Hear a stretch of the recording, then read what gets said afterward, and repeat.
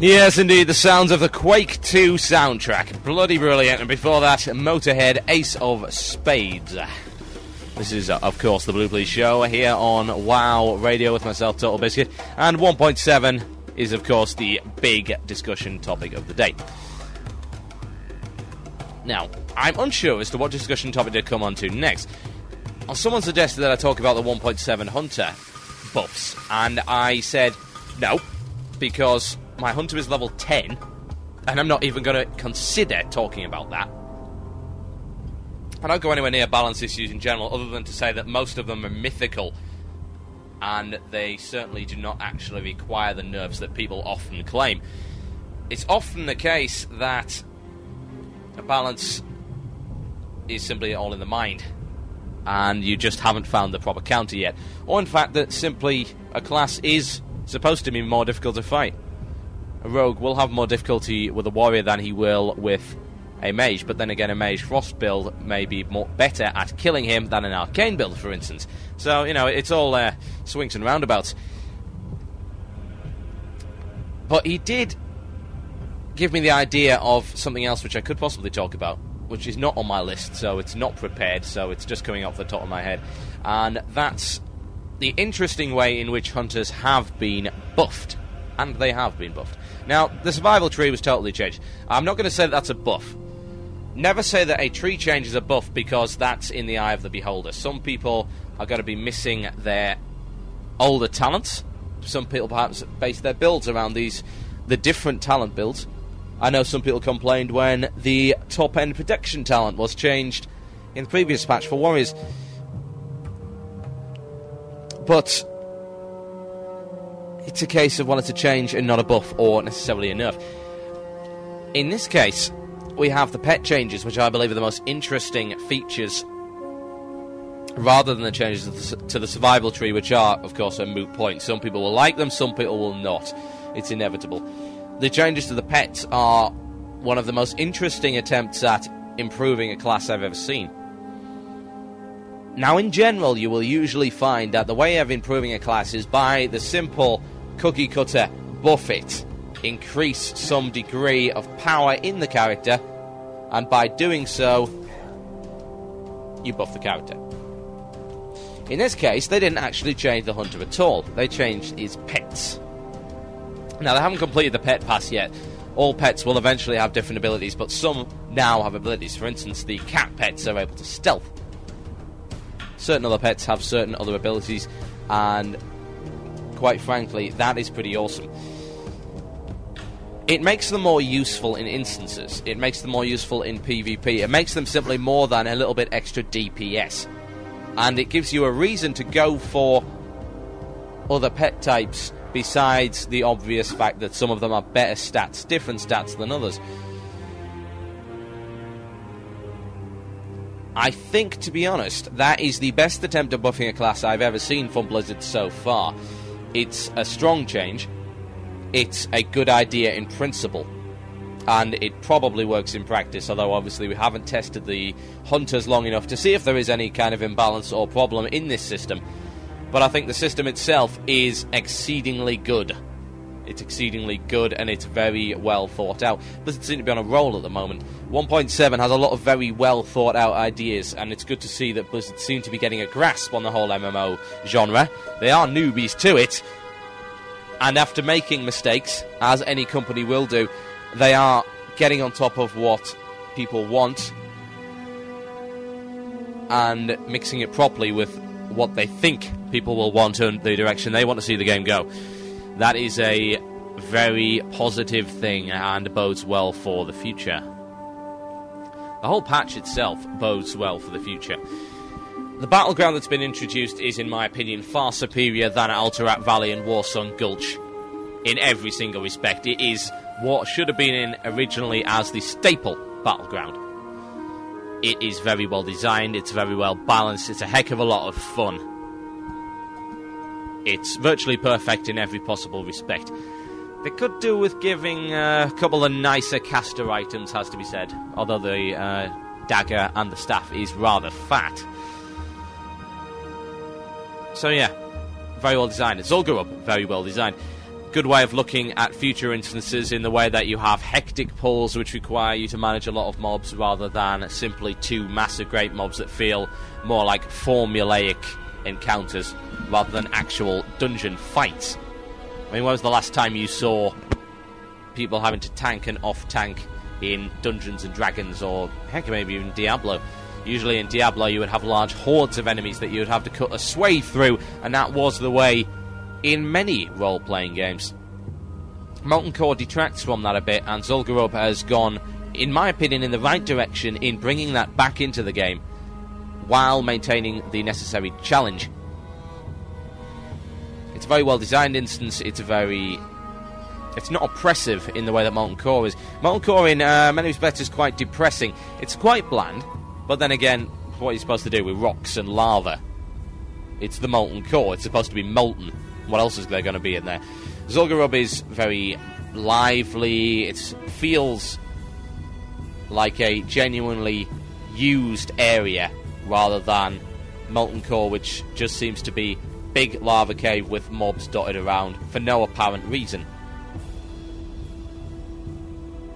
The whole thing seems more alive, and that is very promising. The boss fights themselves, excellent boss fights.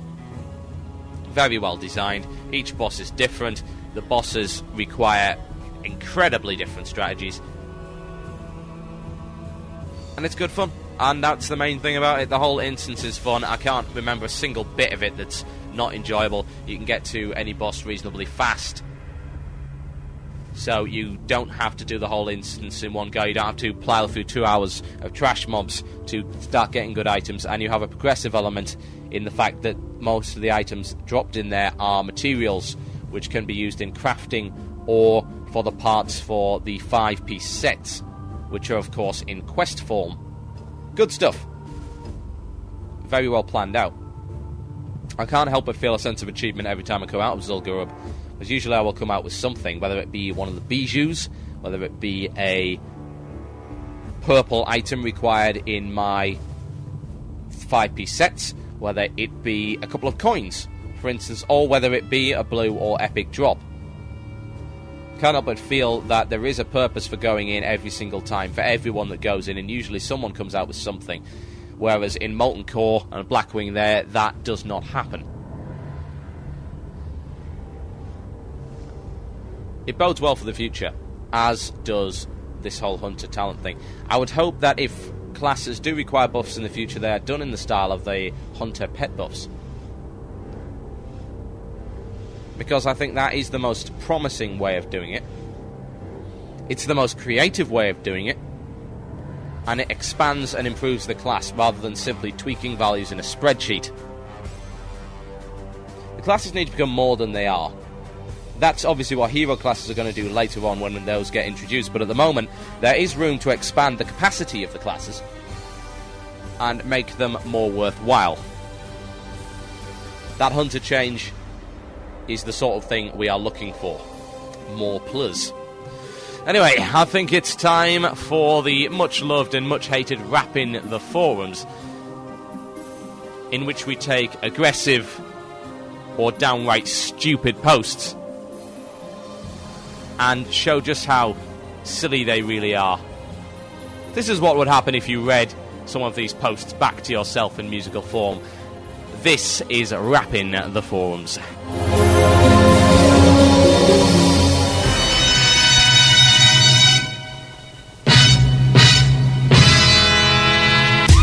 Yo, yo, faux shizzle and so forth. Yes, it is time for another edition of Rap in the Forums. Yes, it's where we take aggressive and horrible and terrible and totally abysmal posts from the forums and turn them into, well, yeah, raps. Ugh.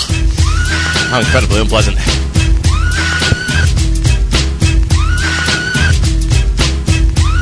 Prepare to feel the angst from the might of Doden. He's a level 55 Orc Warlock. Guild Zen of Onslaught. His realm is Warsong. Yes. It's a 1 and a 2 and a 3 and a 4. Blizzard, do you answer anything? I'm sick of this. I'm sick of Blizzard. I'm sick of my insanely gimped or otherwise 7 ways from Sunday class. I'm sick of Blizzard's ways of doing things and their mind-controlled soldiers they call GMs with their incredibly annoying generic and all too common copy/paste replies.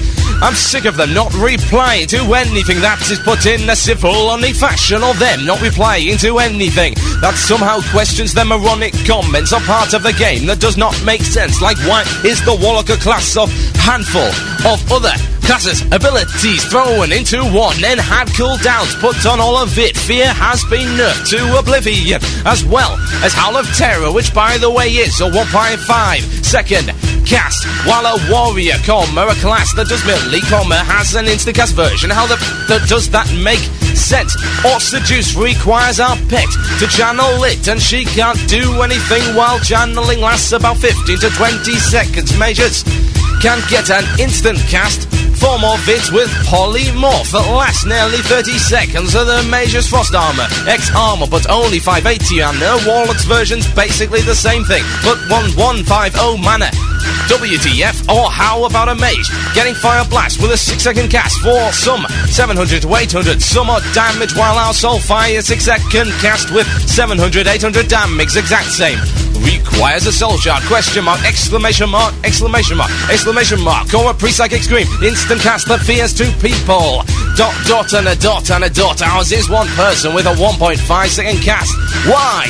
I am so sick of players running past my allies in front of me because they know Warlocks are gimp broke. What do ever the fanboys want to call it? I'm sick of people knowing we have no way of getting them off, so they continually aim for me and not the other 2 players, beating on them. I'm sick of the Hunter's Pet continually knocking my casting back because of how fast and overpowered it is. It's making a 3-second spell into 7 to 8-second spell. I'm sick of a Hunter's Pet chasing me down on mount, or a rogue chasing me down on my mount. Gasp!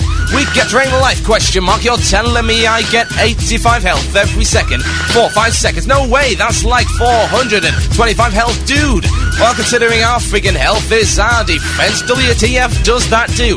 Nothing. I'm sick of a warrior 2 hitting my pet then destroying me with no defense whatsoever. But you know what? After all these seemingly endless questions that ask, how does this make sense? Dot, dot.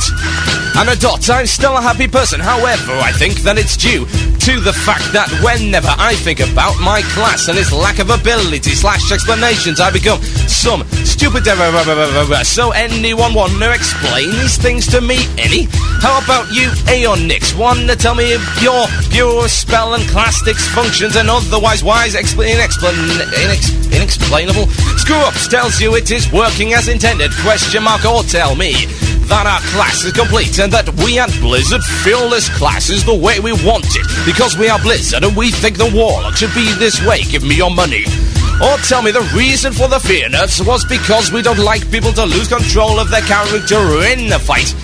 Then explain to me how a rogue still stunlock me to death is fair. Can you do that? Question mark. No GM or Blizzard employee will ever answer these questions because they don't play a Warlock. They don't enjoy talking to their customers. They don't like talking because when they screw up, and they do, often they get quoted and lose even more customers. So for the lack of communication, they give us instant cast conflagrate. Dot. Great! For the love that did all is holy, the Warlock class is saved. Let me once again drop everything and respec into something I don't want to be spec in. I'm re-rolling a freaking melee class. Enough said.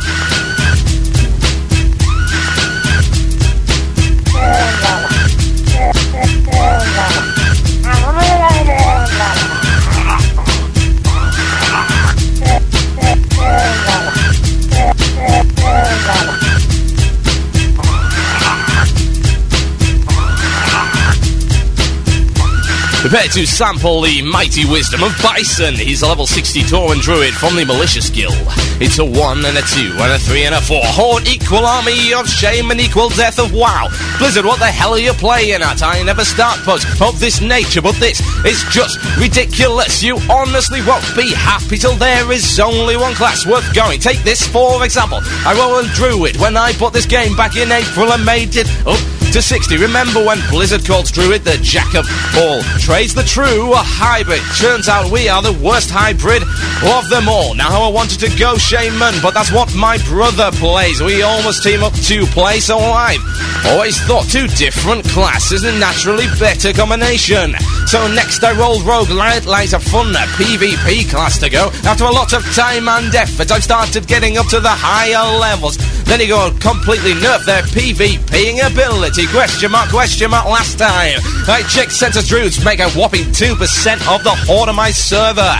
Shamans were like over a third or something. Now you have rogues on this forum saying they are gonna give it up and go Shaman. What are you trying to achieve, Blizzard? Exclamation mark, exclamation mark, exclamation mark, exclamation mark. Do you honestly want the Horde to be nothing more than an army of Shamans? Question mark, question mark. You say Shaman will probably be the last class that we looked at. Are you serious?